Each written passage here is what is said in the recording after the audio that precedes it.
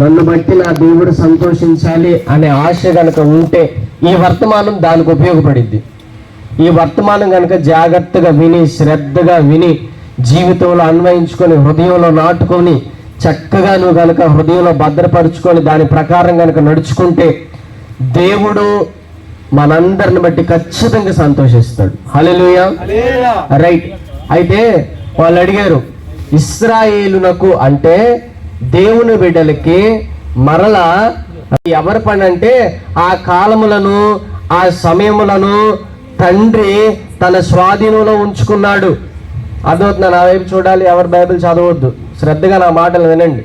అదవుతున్నా, తండ్రి తన స్వాధీనంలో ఉంచుకున్నాడు అని చెప్పి ఆ మాట చెప్పిన తర్వాత ఏమైనా అన్నాడంటే, ఇదిగో పరిశుద్ధాత్మ మీ మీదకి వచ్చినప్పుడు మీరు శక్తిని పొందుతారు.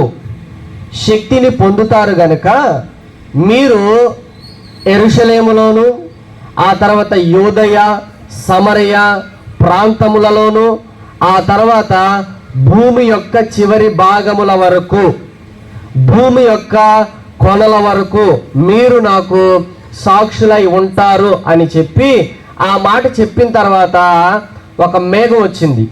ఒక మేఘం వచ్చి యేసు ప్రభువుని తీసుకొని వెళ్ళిపోయింది. అర్థమవుతుందా? కనుక యేసు ప్రభు మొదటి రాకడలో ఒక మేఘం వచ్చి, అంటే యేసు ప్రభు పని పూర్తయిపోయింది, మీరు నాకు సాక్షులై ఉంటారు అని ఆయన చివరి మాట చెప్పిన తర్వాత ఒక మేఘం వచ్చి యేసు ప్రభుని తీసుకెళ్ళిపోయింది మొదటి రాకడలో. అలాగే ఇప్పుడు రెండవ రాకడలో కూడా ఇప్పుడు మనందరం యేసు ప్రభు యొక్క రెండవ రాకడ కోసం ఎదురు చూస్తున్నాం కదా. యేసయ్య వస్తాడు, రెండవ రాకడ వస్తుంది. మరి మనందరం కూడా చివరి దినాల్లో ఉన్నాం, రాకడ సూచనలు కనిపిస్తున్నాయి అని చెప్పి మనందరం అనుకుంటున్నాం కదా. కనుక మొదట ఆయన పైకి అంటే పరలోకానికి వెళ్ళేటప్పుడు మేఘవాహనుడుగా వెళ్ళాడు, వచ్చేటప్పుడు కూడా ఆయన మేఘవాహనుడై వస్తాడు అని రాయబడింది. అర్థమవుతుంది నా భాష? మేఘవాహనుడై వస్తాడు అని రాయబడింది. రైట్. ఇప్పుడు మన అంశం ఏంటంటే, ఈ రోజు రాత్రి అంశం ఏంటంటే, పరిశుద్ధాత్మ మీ మీదకి వచ్చినప్పుడు మీరు శక్తిని పొందుతారు అని దేవుడు చెప్పాడు. ఆ రోజు శిష్యులకే కాదు, ఈరోజు ఈ రాత్రి వాక్యం వింటున్న మనందరికీ ఉపయోగపడే మాటలు. నిజంగా పరిశుద్ధాత్మ దేవుడు మన మీదకి వచ్చినప్పుడు, పరిశుద్ధాత్మను పొందుకున్నప్పుడు మనము శక్తిని పొందుతాం. ఈ శక్తి ఇహలోక సంబంధమైన శక్తి కాదు. ఈ పరిశుద్ధాత్మ దేవుడు ఇచ్చే శక్తి పర సంబంధమైన శక్తి, పరలోకము నుండి అనుగ్రహింపబడే శక్తి. కనుక మనం ఈ భూలోకంలో భక్తి చేయాలంటే, ఈ భూలోకంలో దేవుని కొరకు రోషంగా బ్రతకాలంటే, ఈ భూలోకంలో దేవుని కొరకు ఒక గొప్ప కార్యాలు, మహిమ కార్యాలు మనం చేయాలంటే మన శక్తి, మన జ్ఞానం, మన సామర్థ్యం, మనకున్నటువంటి సదుపాయాలు ఏవి పనికిరావు. ఇవి ఉన్నా లేకపోయినా మనకి ఏది అవసరం అంటే పరిశుద్ధాత్ముని యొక్క శక్తి. ఈ పరిశుద్ధాత్మ దేవుడు మనకు శక్తిని అనుగ్రహిస్తాడు. కనుక పరిశుద్ధాత్మను పొందుకోవటం అంటే, పరిశుద్ధాత్మను ఎలా పొందుకుంటామంటే దానికి సులభంగా 2 మాటలు చెబుతాను. ఇంకా లోతుగా వెళ్ళడానికైతే సమయం లేదు కానీ సులభంగా, మరి పరిశుద్ధాత్మను గురించి అంశం వచ్చింది కాబట్టి దాని గురించి 2 మాటలు చెప్పాలి కాబట్టి నేను చెప్తున్నా.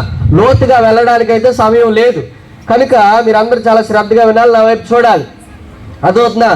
పరిశుద్ధాత్ముడు మనం ఎప్పుడైతే మారు మనసు పొంది బాప్తీసం తీసుకుంటామో అప్పుడే పరిశుద్ధాత్మ అను వరము మన హృదయంలో కుమ్మరింపబడుతుంది. అప్పుడే పరిశుద్ధాత్మ దేవుడు మన హృదయంలోనికి వస్తాడు. రైట్. పరిశుద్ధాత్మ దేవుడు మనలోనికి వచ్చినప్పుడు మనలో ఎలాంటి మార్పులు జరుగుతాయి? అసలు పరిశుద్ధాత్ముడు వచ్చినప్పుడు మనలో ఎలాంటి మార్పులు జరుగుతాయి? పరిశుద్ధాత్మ దేవుడు ఉన్నప్పుడు మనం ఎలా జీవిస్తాం అనంటే, పరిశుద్ధాత్ముడు చేసే కార్యాలు చాలా స్పష్టంగా బైబిల్లో ఇవ్వబడ్డాయి.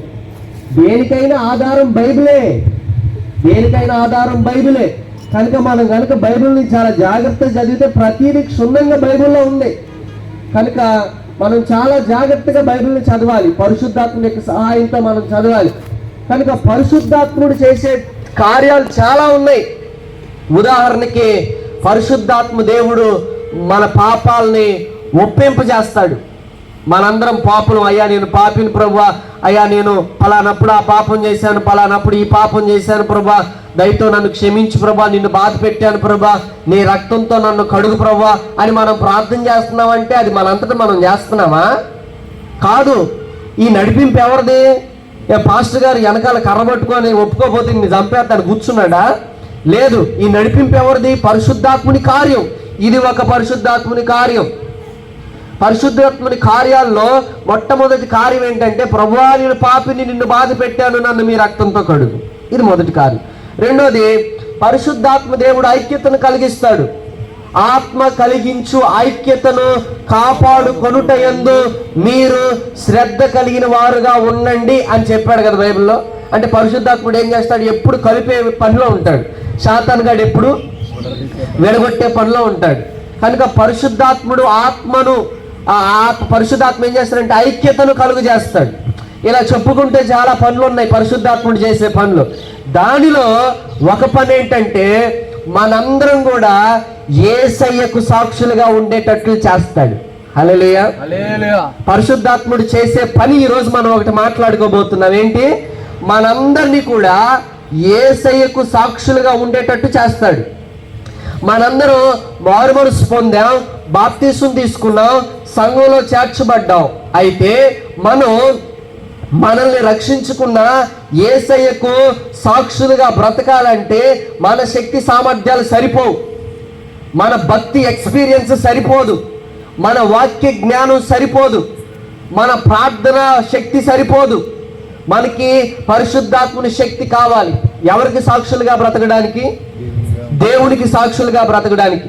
ఈరోజు రాత్రి నిజంగా మనస్ఫూర్తిగా యథార్థంగా నిజంగా నేను ఇంతకాలం నేను ఎలా జీవించానో నాకైతే తెలియదు, కానీ ఈరోజు ఈ వాక్యం విన్న తర్వాత నేను నిజంగా నా యేసయ్య కొరకు నేను సాక్షిగా బ్రతకాలి, యేసయ్యకు సాక్షిగా బ్రతకాలి అనే ఆశ నీకుంటే ఈ వాక్యం సరిగా వింటే నీ ఆశ నెరవేరిద్ది. నేను యేసయ్య కొరకు సాక్షిగా బ్రతకాలి అన్న ఆశ.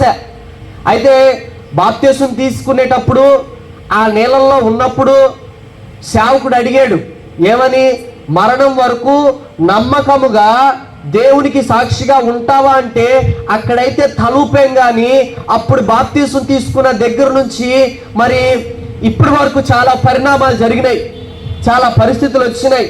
తప్పిపోవడం జరిగింది, పడిపోవడం జరిగింది, మరి ఎన్నో పరిస్థితులు వచ్చినాయి. యేసు ప్రభువుకి సాక్షిగా ఉండడం అనే విషయాన్ని బహుశా పూర్తిగా మర్చిపోయి ఉంటారు. కానీ ఈ రోజు రాత్రి ప్రభువు మరొకసారి మాట్లాడుతున్నాడు. మేల్కో, నీకే గనక ఈరోజు నిర్ణయం తీసుకో, ప్రభువా నేను నీకు సాక్షిగా ఉంటాను, ఎలా నాకు సహాయం చేయ ప్రభువా అని నువ్వు అడిగితే ప్రభువు ఈ రోజు రాత్రి ఖచ్చితంగా నీ ఆశను నెరవేరుస్తాడు. హల్లెలూయా. అయితే దేవునికి మనం సాక్షులుగా ఉండాలి. అసలు దేవునికి సాక్షులుగా ఉండటం ఏంటి? మేము ఎందుకు సాక్షులుగా లేవండి? దేవుడు మాకు చేసిన మేలన్నిటిని బట్టి, మరి ఆదివారం కావచ్చు, కుటుంబ ప్రార్థన పెట్టుకున్నప్పుడు కావచ్చు, మాకు సమయం కుదిరినప్పుడు కావచ్చు, మేము ఖచ్చితంగా దేవుడు చేసిన మేలను బట్టి సాక్ష్యం చెబుతున్నాం కదా, ఇంకేంటి సాక్షిగా ఉండేదేంటి అని మీరు అంటారు. జాగ్రత్తగా వినండి. మీరందరూ కూడా దేవుడు చేసిన మేలను బట్టి సాక్ష్యం చెబుతున్నారు, బాగానే ఉంది. ఆదివారం సేవకులు అవకాశం ఇచ్చినప్పుడు దేవుడు మా చేపల చెరువుల విషయంలో ఈ విషయం ఈ మేలు చేశాడు, వారి కుటుంబం విషయంలో ఈ మేలు చేశాడు, ఆరోగ్యం విషయంలో ఈ మేలు చేశాడు అని చక్కగా సాక్ష్యం చెబుతున్నారు, బాగానే ఉంది. అయితే ప్రభు కొరకు సాక్షిగా బ్రతకడం అంటే రెండు రకాలు. రెండు రకాలు ఉన్నాయి ప్రభు కొరకు సాక్షిగా బ్రతకాలంటే. ఎలా అంటే, ఒకటి దేవుడు చేసిన మేలులను బట్టి సాక్ష్యము చెప్పడం. మొదటి రకం ఏంటి? దేవుడు చేసిన మేలులను బట్టి సాక్ష్యం చెప్పడం. ఇది మొదటి రకం. అంటే దేవుడు మనకు ఆరోగ్యం ఇచ్చినందుకు, దేవుడు మన చేతి పనులను దీవించినప్పుడు, దేవుడు మన చేపల చెరువులను ఆశీర్వదించి మంచి రాబడి వచ్చినప్పుడు, లేకపోతే పిల్లలు ఫస్ట్ ర్యాంక్ పాస్ అయినప్పుడు, పిల్లలకు మంచి ఉద్యోగాలు వచ్చినప్పుడు, లేకపోతే పెళ్ళిళ్ళు కుదిరినప్పుడు, లేకపోతే బర్త్డే కూడికల్లో, లేకపోతే ఇట్లా చాలా సందర్భాలు ఉన్నాయి కదా, మానవ జీవితంలో చాలా సందర్భాలు ఉన్నాయి కదా. ఆయా సందర్భాల్లో దేవుడు చేసిన మేలులను బట్టి మనం సాక్ష్యం చెబుతాం. అదే సాక్ష్యం దేవుడు చేసిన మేలులను బట్టి చెప్పే సాక్ష్యం. అయితే ఇక్కడున్న ప్రతి ఒక్కరు కూడా చక్కగా మరి మందిరంలో అవకాశం ఇచ్చినప్పుడు దేవుడు చేసిన మేలులను బట్టి సాక్ష్యం చెబుతారు. అయితే మీరు దేవుడు చేసిన మేలులను బట్టి సాక్ష్యం చెప్పేటప్పుడు ఒక 3 విషయాలు ఎప్పుడు మర్చిపోకూడదండి. అర్థమవుతుందా? శ్రద్ధగా వినాలి. ప్రతిదీ పాయింట్గా ఉంటుంది. మీరు చాలా శ్రద్ధగా వింటేనే గుర్తుంటుంది. సాక్ష్యం 2 రకాలు. ఒకటే దేవుడు చేసిన మేలును బట్టి చెప్పే సాక్ష్యం. రెండోది ఏంటో చెబుతా, కొంచెం ఓపిక పట్టండి. అయితే ఆ దేవుడు చేసిన మేలును బట్టి మనం సాక్ష్యం చెబుతాం కదా, దాంట్లో 3 విషయాలు మర్చిపోకూడదు. ఏంటి? ఒకటి, మనం కనుక మైక్ పట్టుకొని సాక్ష్యానికి నిలబడితే, ఒకటి మొట్టమొదటిగా మన జీవితంలో దేవుడు కార్యం చేశాడు కదా, ఆ దేవుని నామము మహిమపరచబడాలి. సమస్త మహిమ, ఘనత, ప్రభావములు, స్తోత్రాలు ఆయనకే చెందాలి. ఎందుకని కార్యం చేసింది ఎవరు? దేవుడు కదా, మరి ఆయనకే చెందాలి. ఎందుకంటే ఈ సమస్యలో, ఈ ప్రాబ్లంలో మనకు తెలియకుండానే మనం దుష్టుడు మనల్ని తప్పు త్రోవలో పెట్టేశాడు. మన తప్పు కాదండో. ఇప్పుడు ఒకవేళ నేను ఈ విషయాలు చెప్పేటప్పుడు ఏదైనా తప్పులు చేసి, అరే నేను ఈ తప్పు చేశాను కదా అని మీకు అనిపించింది అనుకో, మీరు బాధపడద్దు. ఎందుకంటే దుష్టుడు, సాతానుగాడు ఆ తప్పు త్రోవలో తీసుకెళ్ళాడు మనల్ని. మనం ఏం చేస్తాం? ఆ తప్పు త్రోవలో నుంచి తీసుకొచ్చి తిరిగి సరైన మార్గంలో పెట్టడానికే కదా ఈరోజు ప్రభు మనతో మాట్లాడుతుంది. అర్థమవుతుందా? కనుక ఒకటి, మనం కనుక ఎప్పుడైనా సరే, నువ్వు సంఘంలో సాక్ష్యం చెప్పు, స్తుతి కూడికల్లో సాక్ష్యం చెప్పు, కుటుంబ ప్రార్థనలో సాక్ష్యం చెప్పు, ఎక్కడైనా సాక్ష్యం చెప్పు, సాక్ష్యానికి మైక్ తీసుకుంటే నంబర్ 1, దేవాతి దేవుని నామము మహిమపరచబడాలి. అంటే దాని అర్థం ఏంటంటే, నీ సాక్ష్యం వింటున్నారే జనాలు, కూర్చొని వింటున్నారుగా జనాలు, ఆ జనాలకి ఏం దేవుడు, ఈ దేవుడు మామూలు దేవుడు కాదు, బా ఎంత గొప్ప దేవుడు అండి, అసలు ఈ దేవుడు కాకపోతే ఇంకెవరు చేస్తారు ఇలాంటి కార్యాలు అంటే అప్పుడు ఏమవుతుంది? దేవుని నామము జాగ్రత్త. ఎందుకంటే దేవుడు ఏమన్నాడు తెలుసా? స్వయంగా. అంటే ప్రతిదీ రిఫరెన్స్ చూపిస్తే నేను చెప్తా, మీరు చేస్తారు, కొంచెం మైండ్ డైవర్ట్ అయిపోద్ది. శ్రద్ధగా అయినండి. కొంచెం నా మెసేజ్లో కొంచెం ఆ బైబుల్ తీపించడం అనేది కొంచెం తక్కువ ఉంటుంది. ఎందుకంటే మీరు నా అటెన్షన్లో ఉండాలని. అర్థమవుతుంది ఏంటంటే, దేవుడు స్వయంగా తన వాక్యంలో చెప్పిన మాట, నా మహిమను నేను ఎవరికి ఇచ్చువాడను కాను. అంటే దేవునికి చెందవలసిన స్తుతి, ఘన, మహిమ, స్తోత్రార్హతలు దేవుడు ఎవ్వరికి ఇవ్వడంట. దేవుడే ఎవరికి ఇవ్వనప్పుడు ఆయన మహిమను, ఆయన ఘనతను దొంగలించడానికి నువ్వు నేను ఎవరు? అంతే కదా, దేవుడు ఇవ్వనంటున్నాడు ఎవరికి.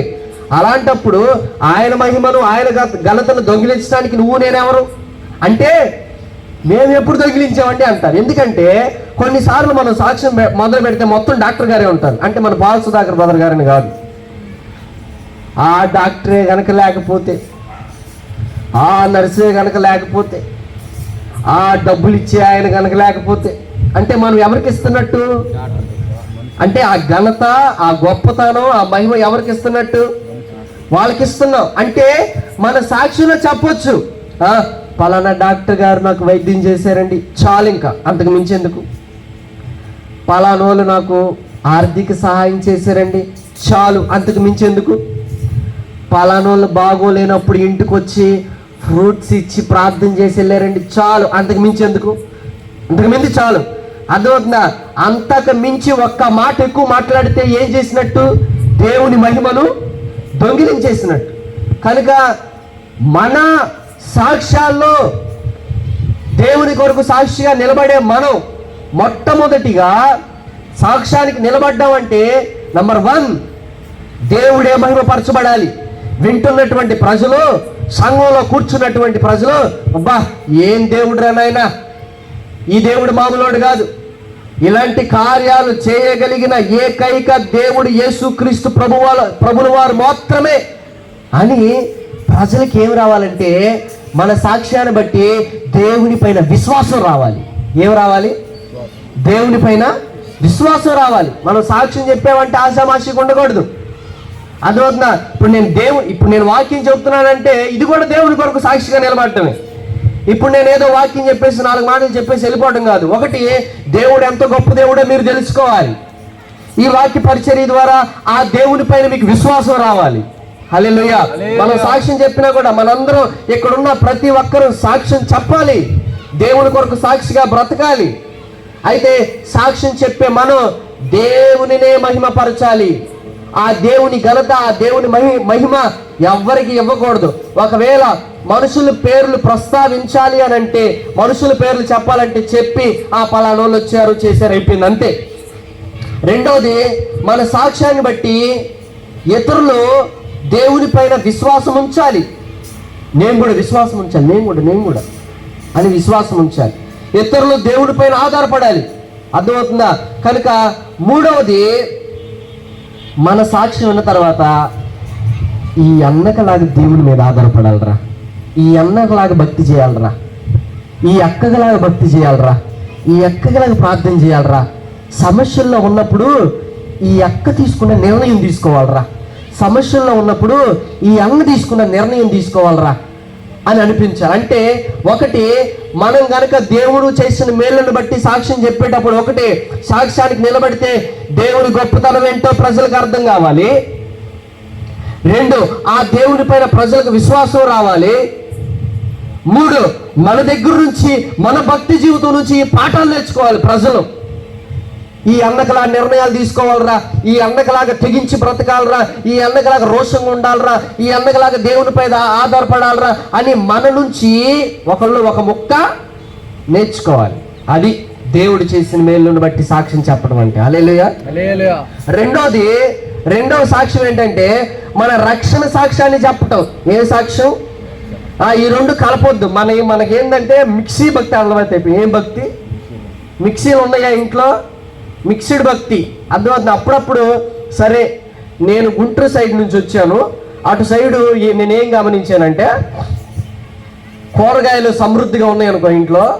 ఒకరోజు వంకాయ కూర, ఒకరోజు బంగాళదుంప కూర, ఒకరోజు బీరకాయ కూర, ఒకరోజు సొరకాయ కూర, అట్లా వండిన తర్వాత చివరిలో అవి 2 కాయలు మిగులుతాయి. అమ్మ మిగలవా? మీరు అన్నీ మిగలకుండా వేసేసుకుంటారా? అసలు మిగులుతాయి ఖచ్చితంగా. అంటే నేను వంట చేస్తున్నాను అనుకో, మళ్ళీ నాకు వంట రాదు. 2 పచ్చిమిరకాయలు, 2 వంకాయలు, 2 బంగాళదుంపలు, 2 టమాటాలు ఖచ్చితంగా మిగులుతాయి. ఇక ఏం చేస్తారు చెప్పు? ఏదైనా బంగాళదుంప కూరలు 2 సరిపోతాయి నలుగురికి ఇంట్లో. అందుకని ఏం చేస్తారు, ఇవన్నీ కలిపి మిక్స్డ్ కూర వండుతారు. ఒకసారి వండుతారు ఖచ్చితంగా మిక్స్డ్ కూర.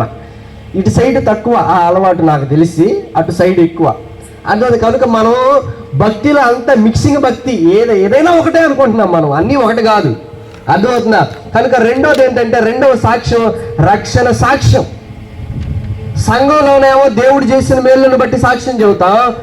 ఆ తర్వాత మనం రక్షణ సాక్ష్యం చెప్పే వారంగా ఉండాలి. రక్షణ సాక్ష్యంలో ఏం చెబుతాం? యేసు ప్రభు నిజమైన దేవుడు. యేసు ప్రభు నమ్ముకోక ముందు మా బ్రతుకులు ఎట్టుండేవి, మాకు నిజమైన దేవుడు ఎవరో తెలియదు. యేసు ప్రభు నిజమైన దేవుడు అని తెలుసుకున్న తర్వాత మా బ్రతుకులు మార్చబడ్డాయి. ఇదిగో పలానా అన్న ద్వారా మేము మందిరానికి వచ్చాం, పలానా అక్క ద్వారా మేము మందిరానికి వచ్చాం. యేసు ప్రభు గురించి వాళ్ళ ద్వారా మేము తెలుసుకున్నాము. యేసు ప్రభు నమ్ముకున్న తర్వాత మా బ్రతుకులో ఒక వెలుగు వచ్చింది, మా జీవితంలో ఒక వెలుగు వచ్చింది, మా బ్రతుకులు కట్టబడ్డాయి, మా పిల్లలు స్థిరపడ్డారు, మేము బాగుపడ్డాం, మేము ఎదిగాం అని చెప్పడమే రక్షణ సాక్ష్యం. దేవుడు చేసిన మేలును బట్టి సాక్ష్యం చెప్పడం వేరు. తర్వాత అన్ని జనులకంటే యేసు ప్రభువు ఎవరో తెలియని వారికి ఏం చెప్పాలా? దేవుడు చేసిన మేలును ఒక్కటి చెప్తే సరిపోదు. మన రక్షణ సాక్ష్యం ఏ విధముగా నిజమైన దేవుణ్ణి తెలుసుకున్నాము అనే విషయం చెప్పాలి. ఈ 2 సాక్ష్యాలు చెప్పే వారంగా ఉండాలి మన జీవితాల్లో. చెప్తున్నారా? ఒకటి, మనం మొదటిది చేస్తున్నాంలేండి, సంఘంలో అవకాశం ఇస్తున్నారు కాబట్టి దేవుడు చేసిన మేలను బట్టి సాక్ష్యాలు అయితే చెప్తున్నాం. మరి రక్షణ సాక్ష్యం ఎవరికైనా చెప్తున్నారా? యేసు ప్రభు నమ్ముకు ఒక్క మాట. ఆ రక్షణ సాక్ష్యం చెప్పడానికి ఏమన్నా బైబిల్ కాలేజ్కి వెళ్ళాలా? ఆ సెయింట్ మేరీ కాలేజ్కి ఏమైనా వెళ్ళాలా? లేకపోతే నెల్లూరులో ఏమన్నా ప్రముఖ కాలేజీలో ఏమైనా జాయిన్ అవ్వాలా? నోటితో యేసు ప్రభు 3 ముక్కలు. ఏంటి? యేసు ప్రభు నమ్ముకోకముందు నేను ఎంత దరిద్రుణ్ణి, నా బ్రతుకు కుక్క కంటే హీనంగా ఉండేది, ఈ అన్న ద్వారా యేసు ప్రభుని తెలుసుకున్నా ఇది రెండో ముక్క. యేసు ప్రభుని తెలుసుకున్న తర్వాత ఇది నా బ్రతుకు. 3 ముక్కలు అయిపోయినాయా? మోసం ముక్కలాగా ఈరోజు లాగిచ్చినట్టుగా 3 ముక్కలు రక్షణ సాక్ష్యం చెప్పడానికి. మరి చెప్తున్నామా? మరి ఇంకేంటి, ఇన్ని రోజులు మనం యేసు ప్రభుని నమ్ముకొని ఇంతకాలం మందిరానికి వచ్చి దేవుడు చేసిన మేలులను బట్టి దేవుడి గురించి తెలిసిన విశ్వాసులకే చెప్పుకుంటున్నాం. కానీ ఇంకా అన్ని జనులకి ఎప్పుడు మనం రక్షణ సాక్ష్యం చెప్పేది?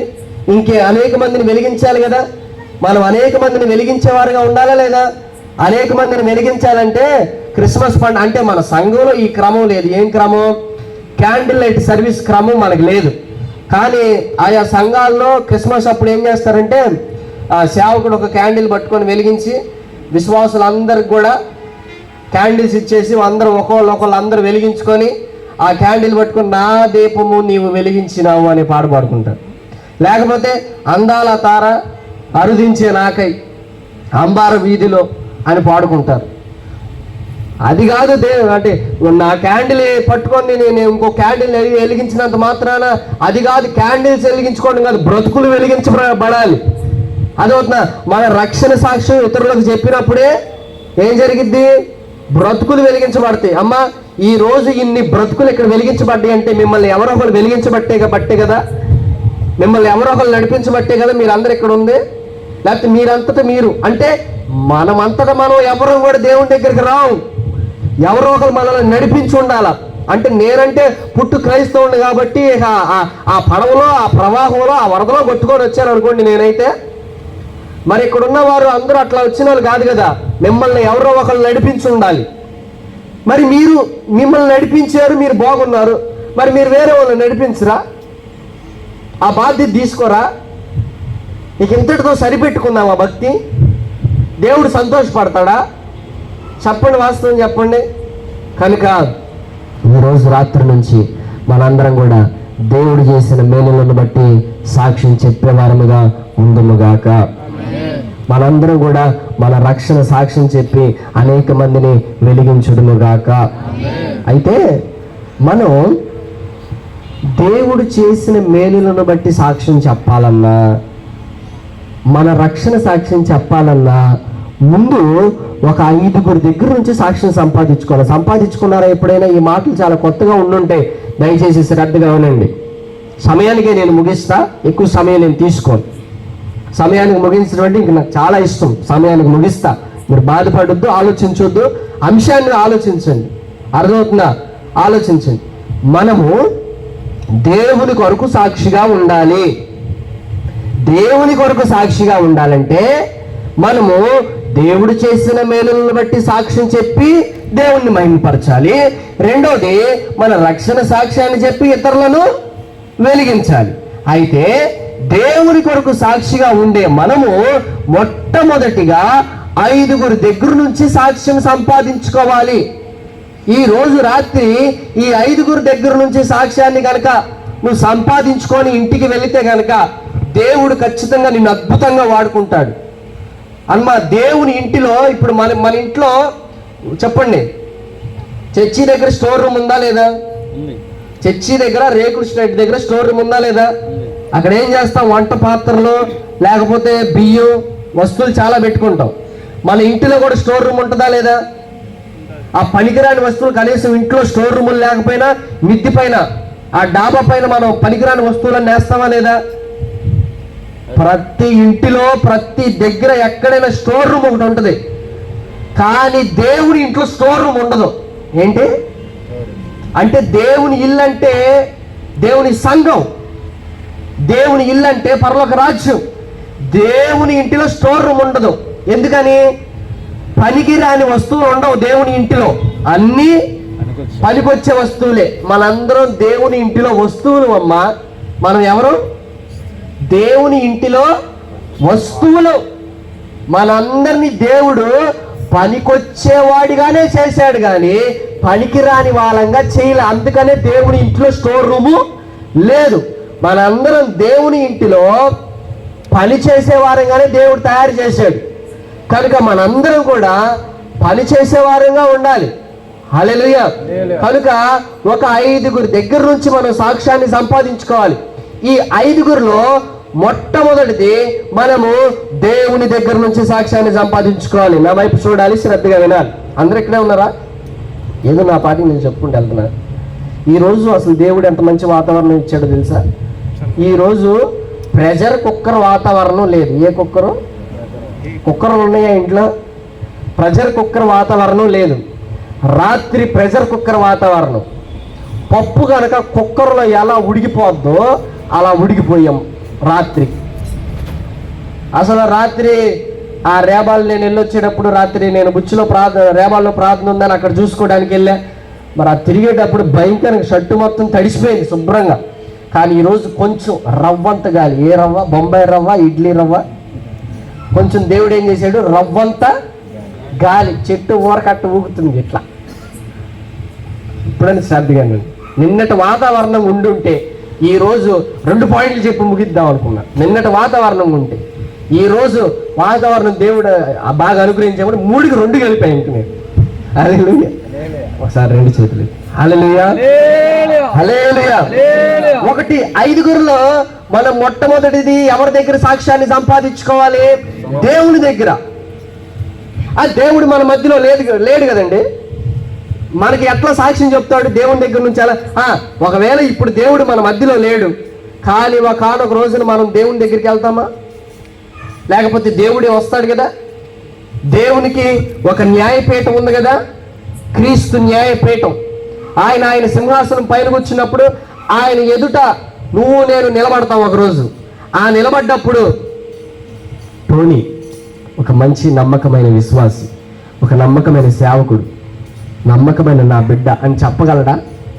అప్పుడు చెప్పాలంటే ప్రతిరోజు నా గురించి మంచి అభిప్రాయం నా దేవుడు కలిగి ఉండాలి. అప్పుడు ఒకేసారి చెప్తాడు దేవుడు.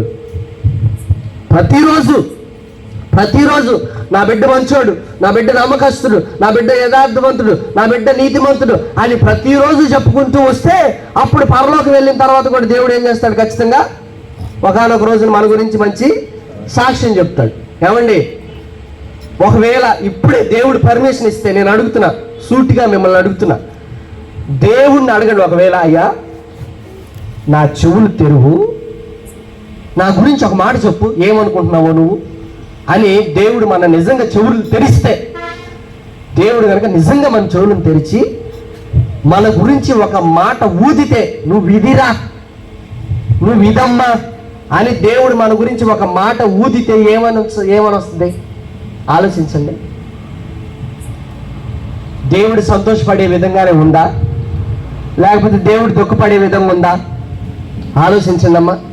మనందరం కూడా మొట్టమొదటిగా మనుషుల దగ్గర కాదు, మొదట నువ్వు భక్తిలో నువ్వు దేవునితో ప్రయాణం చేస్తున్నప్పుడు, విశ్వాస యాత్రలో నువ్వు అడుగులు వేస్తున్నప్పుడు నా గురించి నా దేవుడు ఏమనుకుంటున్నాడు, సేవకుడు ఏమనుకుంటున్నాడో, ఇంట్లో కుటుంబస్తులు ఏమనుకుంటున్నారో, బయట సమాజం ఏమనుకుంటుందో మనకు అనవసరం. మొదట నా గురించి దేవుడు ఏమనుకుంటున్నాడు, నా భక్తి గురించి దేవుడు ఏమనుకుంటున్నాడు, నా ప్రార్థన గురించి దేవుడు ఏమనుకుంటున్నాడు, దేవుడు ఏం చెప్తాడు, రేపు నేను పరలోకి వెళ్ళిన తర్వాత ఏం చెప్తాడు. మొదట మనము దేవుని కొరకు సాక్షులుగా బ్రతికే ముందు మొదట ఎవరి దగ్గర సాక్ష్యాన్ని సంపాదించుకోవాలి? రేపు పరలోకం వెళ్ళిన తర్వాత రే నువ్వు సింగర్వే కానీ డింగర్వే అనకూడదు. రే నువ్వు స్పీకర్వే కానీ తర్వాత నువ్వు అన్ని పిచ్చి పిచ్చి పనులు చేసావు, రే నువ్వు పనులు చేసావు కానీ మనుషులు చూడాలని చేసావు అని అలాంటి పలుకులు వినబడితే అందరి ముందు పరుగు ఏం అయిపోద్ది రేపు పరలోకంలో. మొదట మనకు సాక్ష్యం ఎక్కడ అవసరం? దేవుని దగ్గర. ఎందుకంటే దేవుని కన్నులకు మరుగైనది ఏది? మనుషులన్నా కొంత భాగాన్ని మనలో చూడలేరు.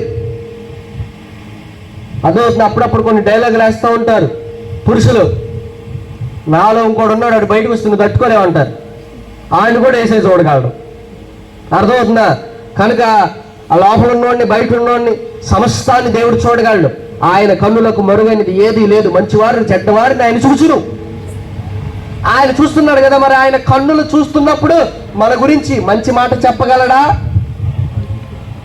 దేవుని దగ్గరే సాక్ష్యం లేకపోతే ఇంకెందుకు మన బ్రతుకులన్నా? ఆ ప్రశ్న ఏమంటారు? బాధపడుద్దమ్మా, కొంచెం కఠినంగా ఉంటే నా బోధ ఏమనుకోవద్దు, కొంచెం మాటే అట్ట కొంచెం కఠినంగా ఉంటుంది, మీరు బాధపడొద్దు. ఎందుకంటే మనందరం దేవునికి ఇష్టకరంగా మనం మార్చబడాలి, దేవుడు సంతోషించాలి. మనం ఎవరో దేవుని నోట మంచి మాట మనం చెప్పించుకోవాలి. ఏంటి దేవుడు మన గురించి చెప్పే మాట? నోవాహు గురించి చెప్తున్నాడు. నోవాహు, అసలు నీ తరములో అందరూ జీవితాల్లో బాడు చేసుకుంటుంటే నువ్వు మాత్రం యథార్థంగా నీతిపరుడిగా బ్రతుకుతున్నావు అని చెప్పాడు. హల్లెలూయా. ఒకవేళ అదే మాట మనకు చెప్పగలడా? ఈ 21వ శతాబ్దంలో, ఈ అంత్య దినాల్లో, ఈ భయంకరమైనటువంటి పరిస్థితుల్లో, బాగున్నావు బిడ్డ, నువ్వు నా కోసం, నీ భక్తి బాగుంది, నీ ప్రార్థన బాగుంది, నువ్వు నాతో బాగా ప్రయాణం చేస్తున్నావు అని దేవుడు చెప్పగలడా? అలా చెప్పలేకపోతే ఎంత బతుకు బతికి, ఏదో సామెత ఒకటి ఉంది, అది రావట్లే నాకు. అదే, ఇంత బతుకు బతికి ఇంటర్ని కాలిపోయి చచ్చిపోయారంట. మరి ఆ పదం ఎందుకు వాడారో తెలియదు, కానీ పెద్దలు భలే చమత్కారంగా ఉంటాయండి పెద్దలు వాడే సామెతలు. అప్పుడప్పుడు మా పెద్దమ్మ వాడుతూ ఉంటుంది,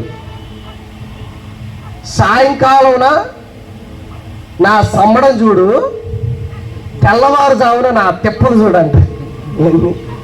సాయంకాలం నా సంబడు చూడు, తెల్లవారుజామున నా తిప్పలు చూడు. ఇంకొక సామెత ఉంది, ఇది కొంచెం కఠినంగా ఉంటుంది. ఏంటో తెలుసా? సొమ్ము ఒకటిది, ఈ మట్టికి బలి గుర్తుంటే కానీ వాక్యం మనకి. సొమ్ము ఒకటిదంట, సోకు ఒకటిదంట. సరే, ఇవన్నీ లోకంలో సామెతలు. ఇంత భక్తి చేసి దేవుని దగ్గరే సాక్ష్యం లేకపోతే ఏంటి మన పరిస్థితి? అంతకు మించిన దారుణమైన జీవితం ఇంకోటి లేదు. కనుక ఎంతకాలం గడిచిపోయిందేదో గడిచిపోయింది. ప్రభువా, నేను తీర్మానం చేసుకో ఈరోజు రాత్రి, అయ్యా నీవు నా గురించి ఒక మంచి సాక్ష్యం ఇచ్చురాగున నా బ్రతుకును కొనసాగించు అని ప్రార్థన చేసుకో, తీర్మానం చేసుకో. అదొకటినా జాగ్రత్త. రెండవది, మనము ఎవరి దగ్గర సాక్ష్యాన్ని సంపాదించుకోవాలంటే, రెండవది మన మనస్సాక్షి నుండి. ఎక్కడి నుంచి? మనస్సాక్షి. మనందరికి మనస్సాక్షి ఉంది కదా. జంతువులకి మనకి చాలా తేడాలు ఉన్నాయి. వాటిల్లో ప్రధానమైన తేడా ఏంటంటే, వాటికి కన్సైన్స్ మనస్సాక్షి ఉండదు, మనకి మనస్సాక్షి ఉంటుంది. అందుకే కదా హైదరాబాద్లో ఒక 4-5 కుక్కలు కలిసి పిల్లోడిని చంపి తినేసినాయి. ఎందుకని? వాటికి ఏం లేదు, అరే వీడు పసిపిల్లోడు,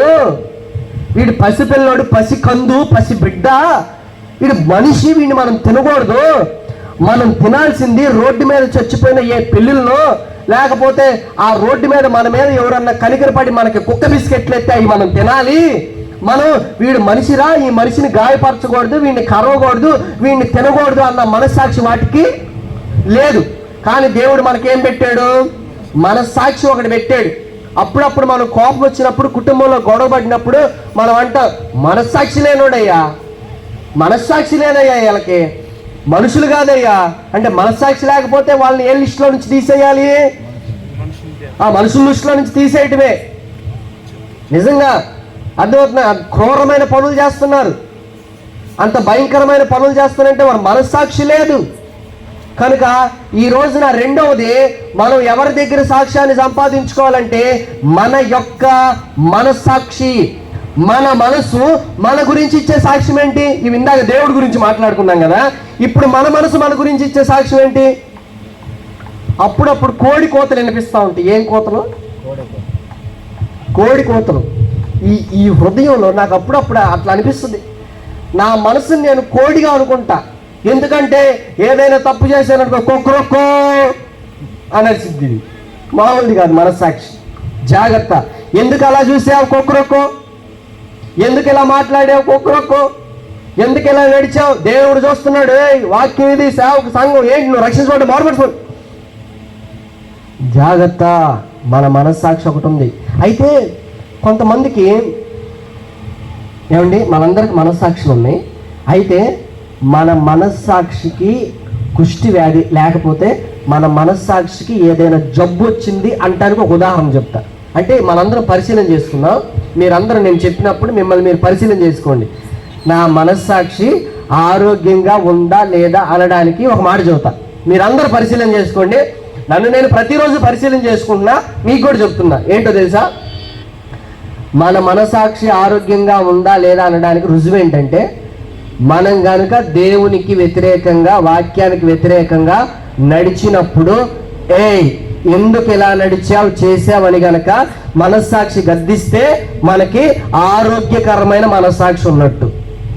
అంటే మన మనస్సాక్షి బాగుంది, ఏం ప్రాబ్లం లేదు, మనల్ని గద్దిస్తుంది, వాక్యాన్ని బట్టి గద్దిస్తుంది, అరుస్తుంది, ఏయ్ ఏయ్ ఏయ్ అని అరుస్తుంది, లోపల మాటలు వినపడుతున్నాయి మనకి. అప్పుడు మనకి ఏం మనస్సాక్షి ఉన్నట్టు? ఆరోగ్యకరమైన మనస్సాక్షి. కొన్నిసార్లు పాపానికి అలవాటు పడిపోతారు. ఇక అంటే పాపానికి అలవాటు పడి, ఇంకా బాగా ఉదాహరణ చెప్పాలంటే, ఆ పంది ఆ బురదలో ఏ విధంగా అలవాటు పడిపోయిన బ్రతుకుతుందో అలాగే పాపానికి అలవాటు పడిపోయిన బ్రతుకులు ఉంటాయి కొన్ని. ఇంకా వారికి సినిమాలు చూసినా, బూతులు మాట్లాడినా, సీరియల్స్ చూసినా, అబద్ధాలు ఆడినా, దొంగతనం చేసినా, దేవునికి వ్యతిరేకమైన పనులు చేసినా వాళ్ళకి ఏమీ అనిపించదు, నిమ్మలంగా ఉంటుంది. కనుక ఇది అంటే ఇట్లా ఉన్నారంటే దాని అర్థం ఏంటి? మనస్సాక్షి గద్దించట్లేదు అంటే ఏంది? మనస్సాక్షి ఏదో రోగం వచ్చింది, అది కుష్టి వ్యాధి. రెండోది, మన మనస్సాక్షి మన పైన మంచి సాక్ష్యం ఇవ్వాలి. మనస్సాక్షి దగ్గర నుంచి సాక్ష్యాన్ని సంపాదించుకో. మీరు ఎప్పుడైనా ఒకవేళ భవిష్యత్తులో దేవుడు కృప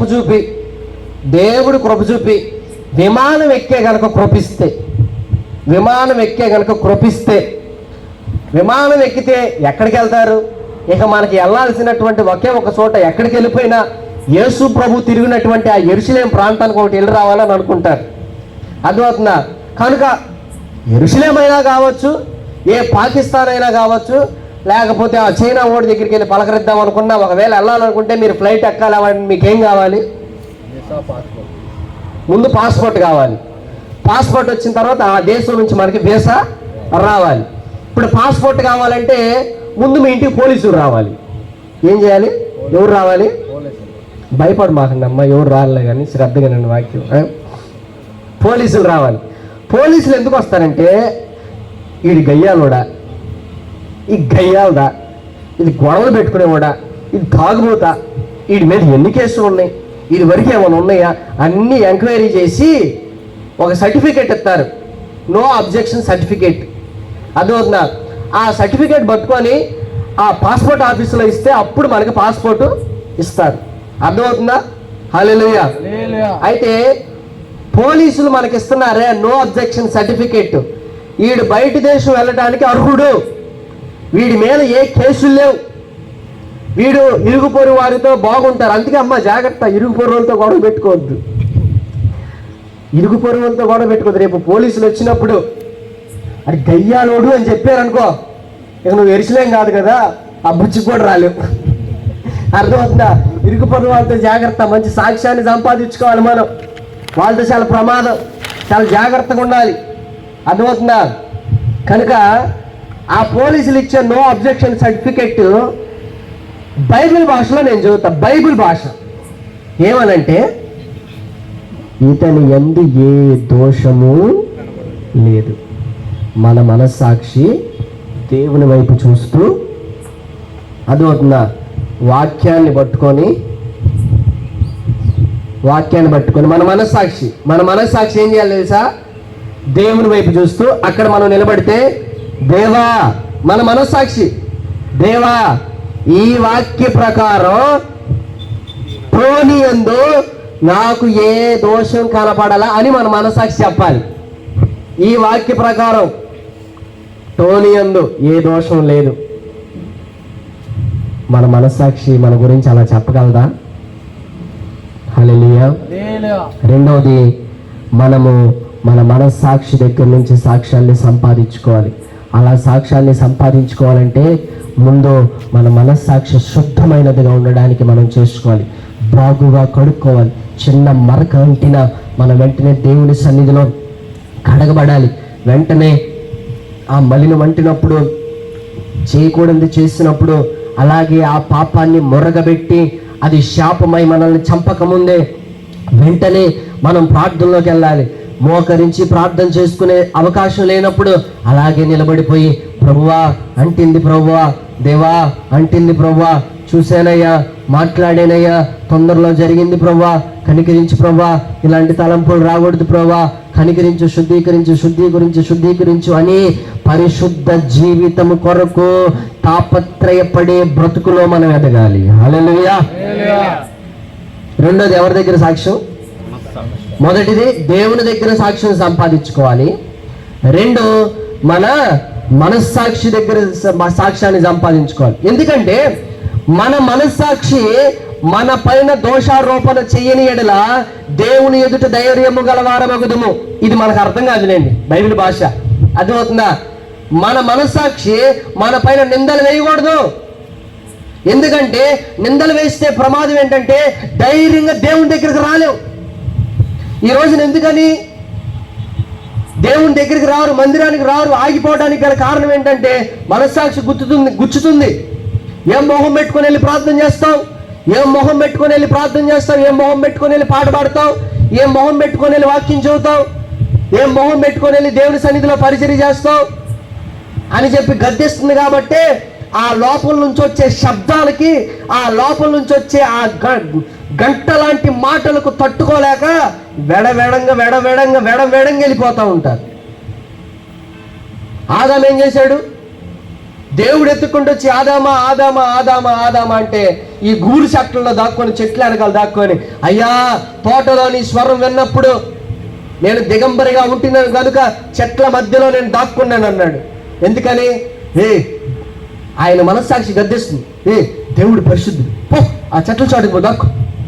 దేవుడు పరిశుద్ధుడు, నువ్వు పాపం చేసావు, నువ్వు అపవిత్రపరచబడ్డావు, ఇదివరకు ఇట్లా కాదు, ఎగేసుకుంటా పరిగెత్తుకుంటా దేవుని దగ్గరికి వెళ్ళొద్దు, ఆయన పరిశుద్ధుడు, నువ్వు పాపి చెట్ల మీద దాక్కో. ఆయన దగ్గరికి వెళ్ళిపోతే ఆయన పరిశుద్ధత నువ్వు తట్టుకోలేవు, ఆయన అగ్ని నువ్వు తట్టుకోలేవు, దాక్కు పో పో పో అని మనస్సాక్షి గద్దిస్తే ఏం చేశాడు? పోయి మా శ్రద్ధగా ఉండండి అమ్మా, దేవుడు మనల్ని ప్రేమించి మాటలు మాట్లాడుతున్నాడమ్మా. ఈ మాటలు వినలేని వారు ఎంతోమంది. ఇది చాలా ప్రాముఖ్యమైన అంశం. కొన్ని రోజులుగా ప్రార్థన చేసి ప్రభు సన్నిధిలో ప్రభు ఇచ్చిన తలంపులను బట్టి పొందుకున్న ఈ వర్తమానాన్ని ప్రతి ఒక్కరు వినాలని చెప్పేసి వెళ్ళిన ప్రతి చోట ఈ వాక్యాన్ని చెప్పుకుంటూ వస్తున్నా. వెళ్ళిన ప్రతి చోట అదొక దేవుని సన్నిధిలో కూర్చొని మెసేజ్లు ప్రిపేర్ చేయలేక కాదు, ఈ వర్తమానం అవసరమని వెళ్ళిన ప్రతి చోట ఈ వర్తమానం ప్రతి ఒక్కరు వినాలని, ఎవ్వరు కూడా మిస్ కాకూడదని వెళ్ళిన ప్రతి చోట ఈ వర్తమానం చెప్పుకుంటూ వస్తున్నా.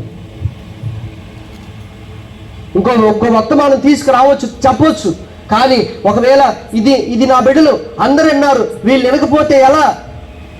వీళ్ళు కూడా దేవుని కనికరాన్ని పొందుకోవాలి కదా అని ఆశతో ఇదే వర్తమానాన్ని నెహ్రూ నగర్ కాలనీలో చెప్తున్నప్పుడు పాపం అక్కడ ప్రజలు ఆశతో ఉన్నారు. నేను ముందుగానే అనౌన్స్మెంట్ చేశా, నేను ఫలానా రోజున సాక్ష్యము అనే అంశాన్ని గురించి వాక్యం చెప్తా, ఎవరు మిస్ కావద్దంటే పాపం ఆశ పెట్టుకొని ఎంతమంది వచ్చారు? చాలా మంది వచ్చారు. నేను పలానా రోజున ఈ పలానా ఆదివారం మీ దగ్గరికి వస్తా, మీరందరూ ఎవరు మానొద్దంటే పాపం పని కట్టుకొని అందరూ వచ్చారు. కానీ ఆ రోజు వాక్యం చదువుతున్నా నాకు నెమ్మది లేదు. ఎందుకంటే పక్కన డప్పు డోలు అంటే పక్కన ఏదో ఫంక్షన్ జరుగుతుంది, వాళ్ళు డుమ్ముకు అని కొడుతున్నారు. నాకేమో వాక్య ప్రవాహం ఎన్నున్న లోపల ఆగదు. ఏం ఉపయోగం? లోపల పరిశుద్ధాత్ముడు నడిపింపించినా వినడానికి సిద్ధంగా ఉన్న బయట శబ్దాలు వినబడుతుంటే ఏమి శ్రద్ధగా వింటారు? కానీ దేవుడు ఏ శబ్దాలు లేకుండా ప్రశాంతమైన వాతావరణాన్ని ఇచ్చాడమ్మ. శ్రద్ధగా దేవుని వాక్యాన్ని చాలా బాధపడ్డా. నెహ్రూ నగర్ కాలనీ విశ్వాసుల విషయమే నేను భలే బాధపడ్డా. అరే ఇంత అది దుష్టుడు అంతే, ఏదో ఒక ఆటంకం కలిగిస్తాడు. ఇంత ప్రయాసపడి ప్రార్థన చేసుకొని వర్తమానాన్ని తీసుకొని వస్తే బిడ్డలు వినడానికి ఆసక్తి కలిగి ఉంటే చుట్టుపక్కల ఏం జరిగింది? భయంకరమైన ఆటంకం. కనుక దేవుడి ఆటంకాలు లేకుండా అందుకని ప్రభు సన్నిధిలో ప్రభు కృప చూపించు అని ప్రార్థన చేసుకొని మీ మధ్యలోకి వచ్చే ప్రభు సహాయం చేశారు. హల్లెలూయా. రెండోది ఎక్కడ సాక్ష్యాన్ని సంపాదించుకోవాలి? మనస్సాక్షి దగ్గర నుంచి మనం సాక్ష్యాన్ని సంపాదించుకోవాలి. మనస్సాక్షి దగ్గర మంచి సాక్ష్యం లేకపోతే దేవుని దగ్గరికి, దేవుని సన్నిధిలోకి మనం ధైర్యంగా అడుగు పెట్టలేం. హల్లెలూయా. రైట్. మూడోది మనం ఎక్కడ సాక్ష్యాన్ని సంపాదించుకోవాలంటే చూడండి, రూతు గ్రంథం 2వ అధ్యాయం 10వ వచనం చదవండి అమ్మ ఒకళ్ళు. రూతు గ్రంథం 2వ అధ్యాయం 10వ వచనం. అందుకు ఆమె సాగిలపడి తల వంచుకొని ఏమి తెలిసి పరదేశినైన నా యందు లక్ష్యముంచునట్లు నీకు కటాక్షము కలిగెను అని చెప్పగా బోయజు నీ పెనిమిటి మరణమైన తరువాత నీవు నీ అత్తకు చేసినదంతయు నాకు తెలియబడెను. ప్రైస్తున్నాడు. హల్లెలూయా. అమ్మా ఇప్పుడు నుంచి జాగ్రత్తగా వినాలి కొంచెం. ఇప్పుడు అసలు కథ స్టార్ట్ అయింది. ఇప్పుడు దాకా పేర్లు పడ్డాయి. ఇప్పుడు అసలు కథ స్టార్ట్ అయింది. జాగ్రత్తగానండి. దేవుని దగ్గర సాక్ష్యం కావాలి, మనసాక్షి దగ్గర సాక్ష్యం కావాలి, మూడోది మన ఇంటిలో సాక్ష్యం కావాలి. చెప్తా. మరి రూతు చరిత్ర మనకు బాగా తెలుసు. మోయాబీరాలు. అక్కడే పెళ్లి చేసుకున్నప్పుడు తన భర్త చనిపోతే అత్తతో పాటు నయోమితో పాటు బెత్లెహేము యెరూషలేములోకి వచ్చిన తర్వాత అత్త చెప్పినట్టుగా రూతు ఫలానా పొలం ఉంది, బోయాజు అనే అతని పొలం ఉంది, అక్కడికి వెళ్ళి పరిగె ఏరుకోండిరా అంటే అత్త మాటకు లోబడి బయలుదేరి గంప తీసుకొని పరిగెరటానికి బయలుదేరి బోయాజు పొలంలో పనిచేస్తుంది. బోయాజు పొలంలో పనిచేస్తున్నాడు. ఓనర్ అయిన బోయాజు ఏం చేశాడంటే వచ్చి మేస్త్రిని పిలిచారు. పనికి అత్తలు అందరి మీద మేస్త్రిని ఉంటారు కదండి. మేస్త్రి రా ఏంది బోయాజు గారు? ఎవరు? రూతు. ఎవరు రూతు అంటే నయోమి కోడలండి. మరి భర్త చనిపోయాడు, ఇది పరిస్థితి అంటే అవునా ఆ పనుడు చెప్తున్నాడు. ఇంట్లో కూడా భలే కష్టపడిద్దంటండి, అందరిని వదిలేసి వచ్చిందండి. ఎవరు వస్తున్నారు అక్కడ? వేరే పెళ్లి చేసుకుని వెళ్ళిపోవచ్చు. వాళ్ళ అత్త వెళ్ళిపోమందంట. వెళ్ళిపోయి వేరే పెళ్లి చేసుకోమంటే వద్దు నాకు నువ్వే కావాలని చెప్పేసి అత్తతో పాటు వచ్చేసింది. పాపం భలే కష్టపడుద్దండి అని పనుడు ఎవరికి చెప్పాడు? బోయాజు చెప్పాడు. బోయాజు రూతు దగ్గరకు వచ్చి, రూతు ఇట్రా అంటే, నీ గురించి నేను విన్నా, నీవు వేరే పొలంలోనికి వెళ్ళొద్దు, ఇక్కడే ఇదే పొలంలో పనిచేయి. రే మేస్త్రి, అక్కడ పనికొచ్చిన వాళ్ళు ఉన్నారే వారిని పూర్తిగా పంట కోయొద్దని చెప్పు, కొంత విడిచిపెట్టమని చెప్పు. ఎందుకంటే పరిగెరుకునే వాళ్ళకి కావాలిగా. అర్థమైందా? పరిగెరటం అంటే తెలుసు కదా, ప్రత్యేకంగా దాన్ని వివరించాల్సిన అవసరం లేదుగా. రే పని వాళ్ళకి చెప్పు, ఈ రూతు కోసం కొంత భాగాన్ని విడిచిపెట్టమని చెప్పు. అమ్మ రూతు, అక్కడ బాగుంది, నువ్వు బావి దగ్గరికి వెళ్ళి కష్టపడి నీళ్లు చేదుకోవాల్సిన అవసరం లేదు. చేది కొండలో పోసిన నీళ్లు ఉన్నాయి, ఆ కొండలో నీళ్లు తాగు. కొంచెం ఎండగా ఉంటుందేమో, జాగ్రత్త, కొంచెం అలసట తీర్చుకొని నిదానంగానే పని చేసుకో. మేస్త్రి, ఇక్కడ చాలా మంది యవనస్తులు ఉన్నారు. ఈ అమ్మాయి యవనస్తురాలు, ఎవరైనా కన్నేస్తే వాడికి దెబ్బలు పడిపోతాయి. జాగ్రత్త, ఎవరు కూడా ఏమో దగ్గరికి రావడానికి వీల్లేదు, ఏమో చూడడానికి వీల్లేదు. ఋతు, నేను చెప్పే వాళ్ళకి నువ్వేం భయపడాల్సిన అవసరం లేదు అని ఏమో గుండె పగిలిపోయింది. ఎవరికి? ఋతుకి. అయ్యా బోయాజు, అయ్యా ఏమి తెలిసిందయ్యా నాకు నీ గురించి? నా గురించి నీకేం తెలిసింది? ఎవరు చెప్పారు? నేను ఎవరిని? నేను మోయాబీరాల్ని, పరదేశినైన నా ఎడల నీకు ఎందుకయ్యా అంత ప్రేమ పుట్టుకొచ్చింది? ఎందుకయ్యా అంత కటాక్షం వచ్చింది? ఎందుకయ్యా అంత కృప చూపుతున్నావు అంటే, రూతు, నువ్వు ఇంటిలో నీ అత్తకు చేసిందంతా నాకు వినబడింది అంటుంది. హల్లెలూయా. అంటే ఇంటిలో అత్తకు చేసింది ఎక్కడ వినపడుతుంది? ఇంటిలో అత్తకు చేసింది ఎక్కడ వినపడుతుంది? పొలంలో వినపడుతుంది. కనుక మన ఇంటిలో సాక్ష్యం మనకు బాగుంటే సమాజంలో మన గురించి గొప్ప పేర్లు వినబడతాయి. హల్లెలూయా. ముందు మన ఇంటిలో సాక్ష్యాన్ని కాపాడుకోవాలి. అసలు దేవుడు సాక్ష్యం చెప్పడానికి ఇప్పుడు మన మధ్య లేడు. దేవుడు సాక్ష్యం ఇచ్చేది ఎప్పుడు? ఆయన రాకడలోనో మన చెప్పండి. దేవుడు సాక్ష్యం ఇచ్చేది ఎప్పుడు? ఆయన రాకడలోనో మన పోకడలోనో పరలోకంలో. మన మనస్సాక్ష్యం బయట లేదు, లోపల ఉంది. లోపల ఇచ్చే సాక్ష్యం బయట వాళ్ళకి కనపడిద్దా? లేదు. మరి ఇంటిలో వారి సాక్ష్యమే కదా బయట వినపడేది. కనుక మన ఇంటిలో మనం సాక్ష్యాన్ని సంపాదించుకోవాలి. ఏంటి? నీ భార్య నీ భర్త గురించి ఇచ్చేదేంటి సాక్ష్యం? భార్య భర్తలు ఇద్దరు ఒకరి గురించి ఒకరికి ఇచ్చే సాక్ష్యం ఏంటి? తల్లిదండ్రుల పిల్లల గురించి ఇచ్చే సాక్ష్యం ఏంటి? పిల్లలు తల్లిదండ్రుల గురించి ఇచ్చే సాక్ష్యం ఏంటి?